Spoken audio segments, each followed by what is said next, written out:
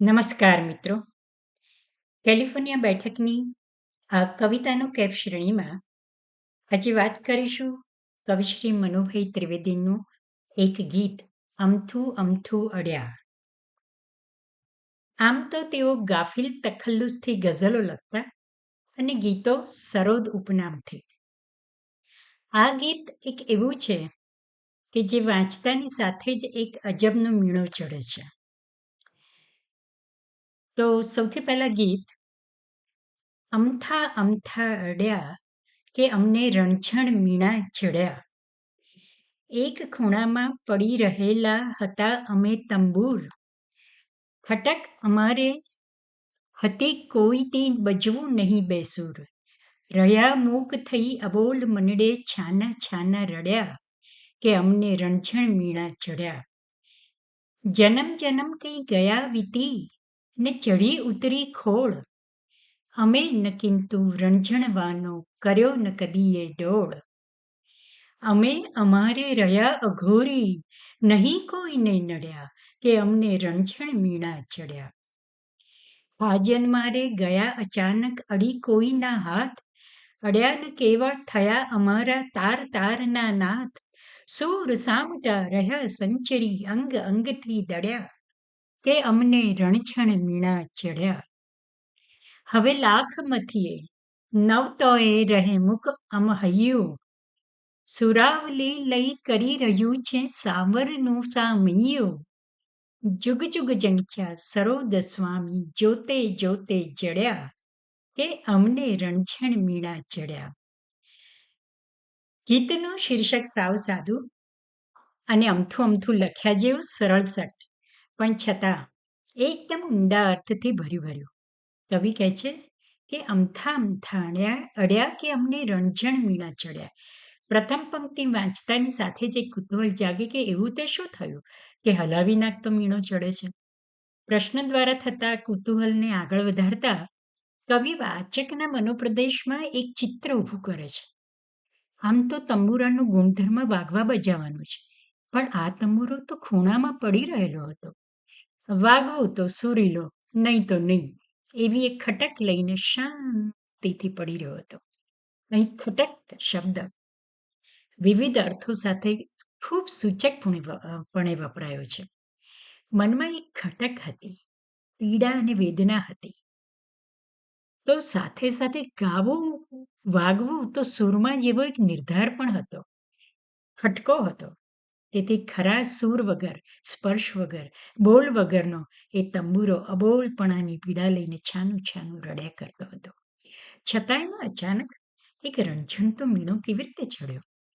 બીજાંતરમાં વાતને વળ ચડાવતા કવિ કહે છે કે કંઈ કેટલાય જન્મારા વીતી ગયા અને ન જાણે કેટલીય ખોળો ચડીને ઉતરી.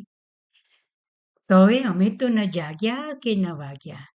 જેમ કોઈ અઘોરી કોઈને પણ નડ્યા વગર એ ખૂણામાં પડી રહે તેમ બસ પડી જ રહ્યા.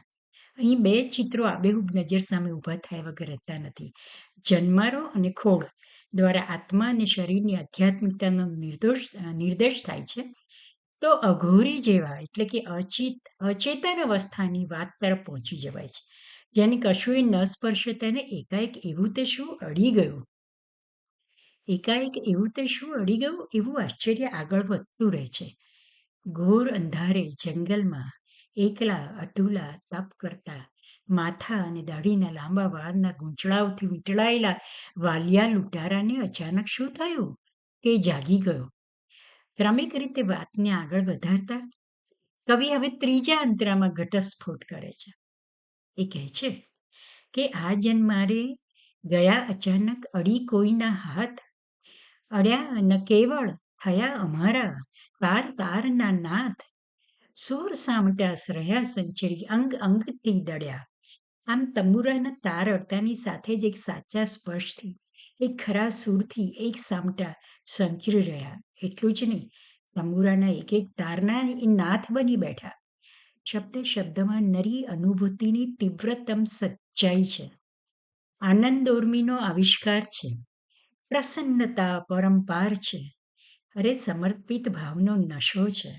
અને એનો જ તો આ રણઝણતો મીણો છે. વાહ વાહ બોલી જ જવાય એવી તો આ ભક્તિની પરાકાષ્ઠા છે. આવો સ્પર્શ દુન્યવી તો ન જ હોય ને, એ તો પરમનો આવિર્ભાવ છે. તેથી જ તો સરોદ ગુંજી ઉઠે છે એવા બુલંદ બેધડક નારાથી કે હવે લાખ મથીએ નવ તોય રહે મુક અમહૈયું, સુરાવલી લઈ રહ્યું છે સામરનું સામૈયું. કારણ કે જેને જુગ જુગથી ઝંખ્યા હતા તેવા સ્વામી જડી ગયા, અડી ગયા, એટલું જ નહીં જગાડીને વગાડી ગયા. વાહ, એનું તો સામૈયું જ કરવાનું હોય ને. કવિતાને અંતે કુતૂહલ સઘળા શમી ગયા છે, પ્રશ્નો એ બધા ઉકલી ગયા છે, અને અપાર શાંતિભર્યો સાચો મીણો રણઝણી ઉઠ્યો છે. ભાઈ પરમનો સ્પર્શ થાય તો કેવો નશો ચડે, તેનું આ સુંદર દ્રષ્ટાંત છે. તન અને મનને ડોલાવી નાખતું આ અદ્ભુત ભક્તિ ગીત એ જ રીતે સ્વરબદ્ધ પણ થયું છે. સાદગી અને સરળતા, સંવેદના અને ગહનતાના રસાયણથી ભરી આ કવિતા કાવ્યત્વના ઊંચા શિખરે બિરાજમાન છે. કવિ શ્રી મનોભાઈ ત્રિવેદીની નીતરતી ભક્તિની આ રીત યાદ અપાવે જ છે કે જુદી જિંદગી છે મિજાજે મિજાજે, જુદી બંદગી છે નમાજે નમાજે. ભલે હોય એક જ એ અંતરથી વહેતા છે સૂરો જુદેરા, રિયાઝે રિયાઝે રિયાઝે. મિત્રો, કવિના આ ગીતને વંદન સહ નમન કરીને હું અહીં વિરમું છું. ફરી મળીશું એક નવી અને જુદી કવિતા સાથે. ત્યાં સુધી રજા. અસ્તુ.